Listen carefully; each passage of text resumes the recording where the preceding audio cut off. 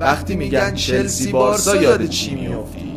من یاد اون داور کچل نروژی میافتم، یاد بالبال زدنای بالاک واسه پنالتیایی که نمیگرفتن، یاد گاس هیدینگ میافتم که 180 دقیقه تیم پپو قفل کرده بود ولی زورش به داور بارسایی نمیرسید. ولی من یاد شوت اینیستا میافتم، یاد اینکه آبیدال اخراج شد ولی ما 10 نفره رفتیم فینال. یاد قهرمانی 2009 میافتم. منم یاد قهرمانی 2012 میافتم، یاد اون تک به تک طولانی تورس تو نیوکمپ، یاد اینکه جانتری رو تو نیمه اول اخراج کردن، یه پنالتی هم واسه تون گرفتن ولی آخرش اونی که رفت فینال مونیخ ما بودیم. من یاد اون لایه زاویه بسته مسی به کورتوا میافتم. منم یاد چیپ زاویه بسته لمپارد به والدز میافتم.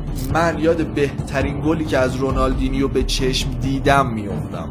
منم یاد خونسردی رامیرز و بهترین چیپی که تو زندگیم دیدم میافتم.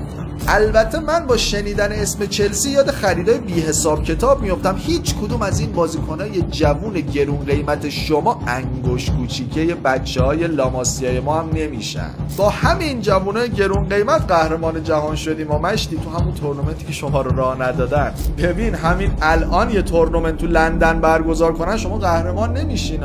حالا بی خیال.